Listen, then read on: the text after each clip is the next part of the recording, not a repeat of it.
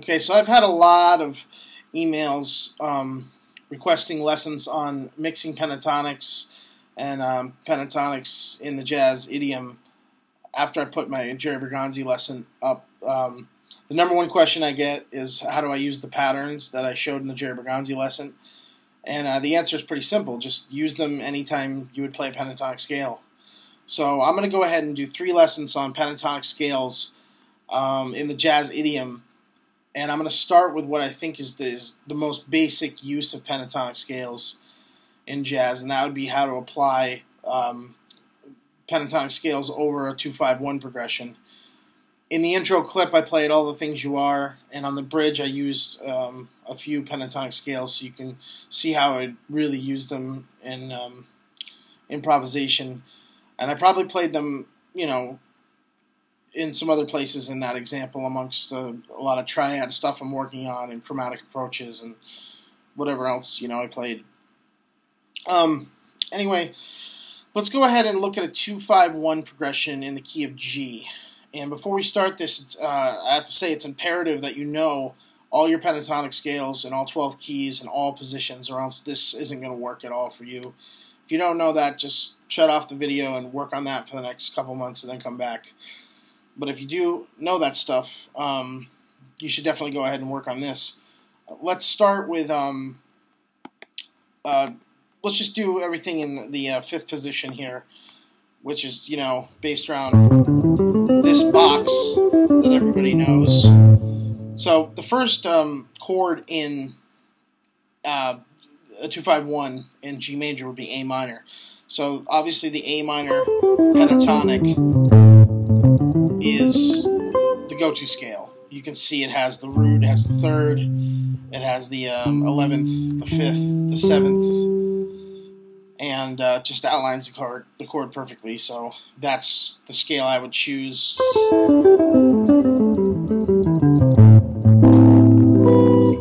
for that chord there. Now the next chord is going to be D7. And what I would do here is I would move the pentatonic, and I reduce everything to minor, by the way. And that's the way I'll always relate pentatonic to you, even though, I know the major pentatonics as well, but it's the same notes, so I reduce it to minor. So what I'm going to do here, when I go to the D7, is I'm going to play off of the minor 3rd. So a minor 3rd away from the root of D is F minor.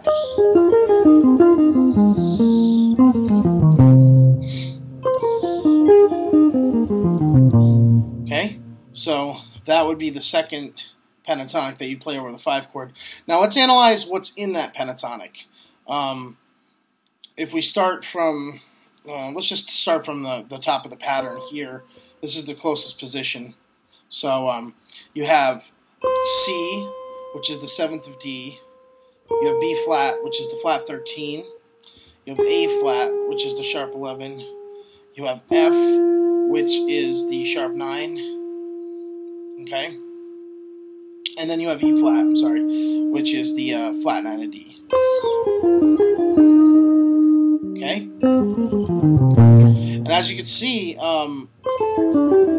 looking at the A minor, and then the F minor is right there, you can see it's very easy to move from one position to the other. And eventually when you work on these, you'll kind of relate patterns to one another. Like, oh, okay, I'm in this A minor, or I'm in this A minor box, so I'll just shift over there. You know what I mean? It becomes very very, very easy. Okay, so then the next chord, the final chord would be G major. And you have kind of two choices here now. If you're resolving the chord and you want to imply, I guess, what you might call, a major scale sound, then just use the E minor pentatonic, right? And that's probably the closest related pentatonic to that chord. But if you want to imply Lydian, let's say a good example of this would be in All the Things You Are, for instance. I implied Lydian over G major because after that, the next chord was the after the G was the F sharp. So I kind of looked at it as sort of like I didn't want to create that sound or that finality that the E minor would give me. So I want to imply more of a Lydian sound. So what I would use there is a pentatonic, a minor pentatonic, a half step below the root of the chord. So F sharp pentatonic there. And let's see, so relating to these two box shapes here, I might use,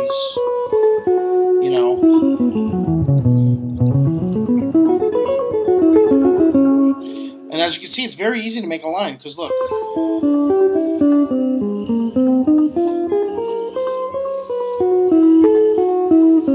Very easy to make a line going from one to the other there. Okay, so what I'm going to do now is I'm just going to play a simple example at a slow tempo this time of myself just improvising a solid line through the 2-5-1 progression in G using these pentatonics. And when you're starting out, practice very slow and cross the bar line. That's the main thing you want to do, is you want to be able to cross the bar line. That way you're getting a consistent line that isn't broken up and something that you can, something that is fluid. And that's what you want to work on. And after that, you can make rhythmic choices.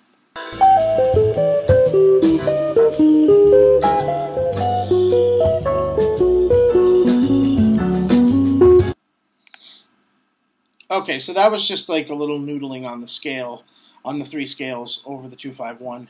What I'm going to do now, and this is the last thing I'm really going to show, is I'm just going to show some rhythmic variation and some intervallic variation on the same scales over the 2-5-1, just to show you like that the possibilities are pretty limitless in terms of like what you can do with these scales. Also, I would suggest you listen to like a lot of saxophonists like Jerry Bergonzi, John Coltrane, Chris Potter, and you'll get a lot of ideas in terms of rhythmic groupings. Coltrane played a lot of groupings of 5. Like Chris Potter plays a lot of groupings of 7. And when you spread the intervals out of the pentatonic scale, you get sort of a very, very unique sound. So I'm just going to do a little noodling on that.